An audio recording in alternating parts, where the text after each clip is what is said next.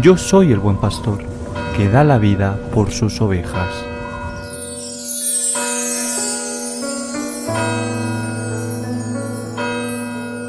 En aquel tiempo Jesús fue a Nazaret, donde se había criado.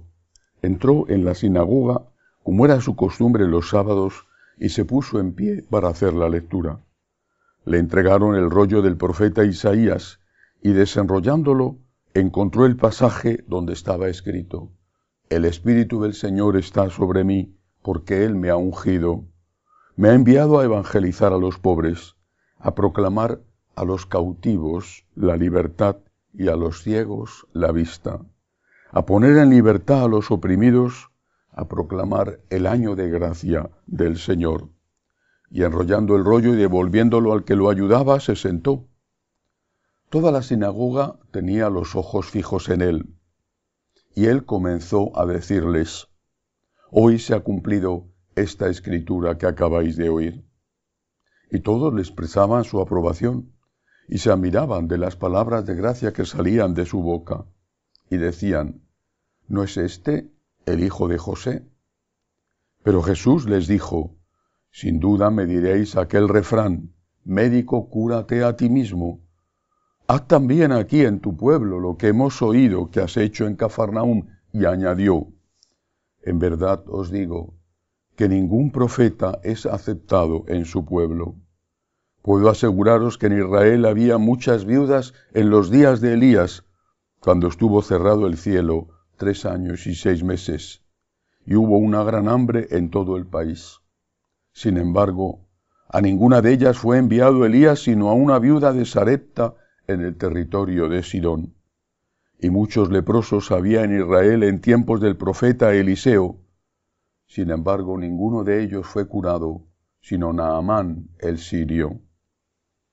Al oír esto, todos en la sinagoga se pusieron furiosos, y levantándose, lo echaron fuera del pueblo, y lo llevaron hasta un precipicio del monte sobre el que estaba edificado su pueblo, con intención de despeñarlo.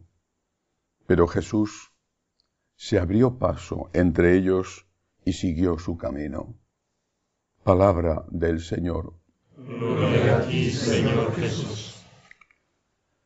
Jesús es no solo criticado en su pueblo, sino que también intentan asesinarle.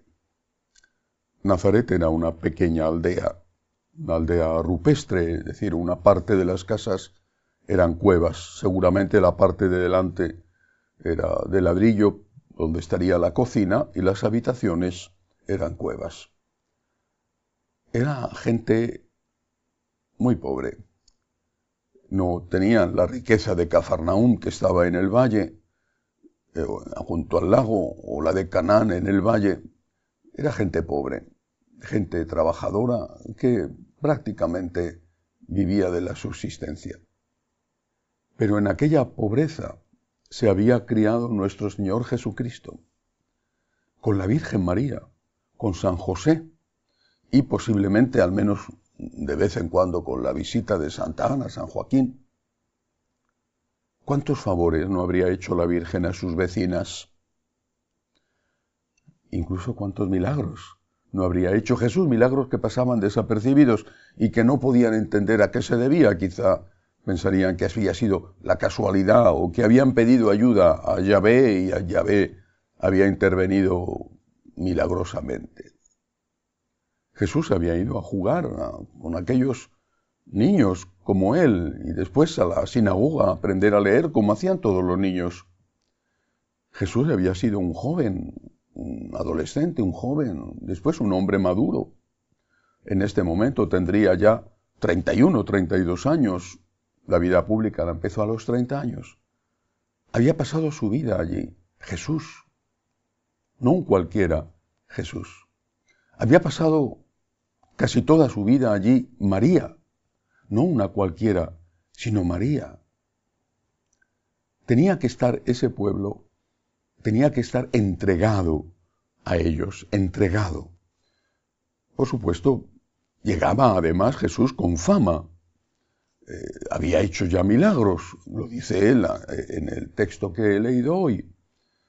pero es que su propia presencia allí durante tantos años tenía que haber sido más que suficiente para que el pueblo estuviera rendido y entregado y deseoso, desde el primero al último, de seguirle. En lugar de eso intentan matarle. Y además en el Evangelio de hoy se ve un cambio. Hay una primera parte donde están contentos con él. Dicen, todos le expresaban su aprobación y se admiraban de las palabras de gracia que salían de su boca. ¿Cuál es el motivo del cambio? ¿Por qué el rechazo? Porque Jesús hace algo que siempre duele mucho. Les critica, les critica. Qué terrible es la soberbia. Y a veces está tan bien camuflada, tan escondida, que se disfraza hasta de buenas obras.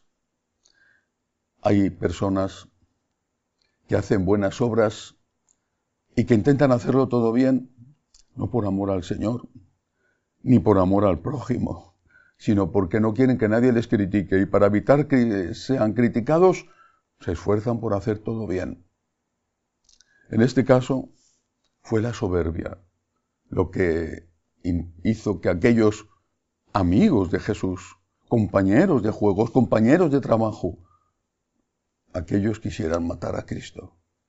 Fue la soberbia que se manifiesta a través de no aceptar las críticas. Eso no significa que tengamos que aceptar todas las críticas, pero sí tenemos que escucharlas todas, escucharlas. Y escucharlas con un corazón abierto, no con un muro, no con el famoso juego del ping-pong. Tú me lanzas la pelota, yo te la lanzo a ti. Tú me dices esto, pues anda que tú. Y yo intento rebuscar piedras para arrojártelas a ti porque tú me has arrojado una a mí. Hay que escuchar. Hay que escuchar con ese corazón abierto. Después hay que ver, honestamente, más allá del escozor que produce la crítica, hay que ver abiertamente, honestamente, ¿qué razón tiene? Si no tienen razón, déjalo pasar. No devuelvas la pelota. No tires tú también piedras. No le digas, pues anda que tú, o tú más. Déjalo pasar.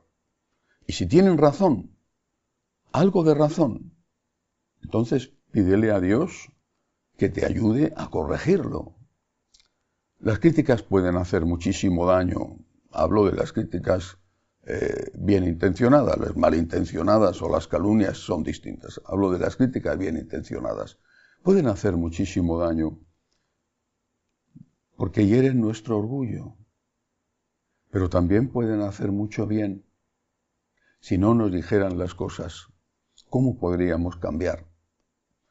Repito, eso no significa que tengamos que hacer caso de todo lo que nos dicen, seríamos como veletas. Unos te dicen una cosa, los otros te dicen la contraria, estarías de un lado para otro. Pero sí tienes que escuchar. Hay un viejo refrán español, un refrán duro de otra época, sin duda, porque hoy en día hasta podría ser llevado a la cárcel quien intentara practicarlo mínimamente. Quien bien te quiere, te hará llorar. Escucha, escucha. Luego no hagas caso si te parece que no tiene razón esa persona, pero escucha, escucha siempre. No rechaces la crítica porque escuece a tu soberbia y a tu orgullo, porque eso te impedirá cambiar. Y al final harás lo que hacían aquellos, lo que quisieron hacer aquellos vecinos de Jesús. Matar al mensajero, matar al que quiere, al que te da la crítica. Consecuencia, lo dice Jesús, lo dice el Evangelio, Jesús se abrió paso entre ellos y se alejaba. Jesús vino a hacerles un favor, a estar con ellos, que ya era el más gran favor. Vino a corregirles en lo que tenían que ser corregidos. Quisieron matarle porque les criticó, no volvieron a ver a Jesús. Nunca más nuestro Señor pisó la aldea de Nazaret, nunca más. ¿Quién se lo perdió? Ellos no quisieron hacer caso a Jesús y perdieron la presencia de Jesús, perdieron la presencia también del Espíritu Santo, que como hemos leído al principio de este Evangelio, hablaba a través de Jesús.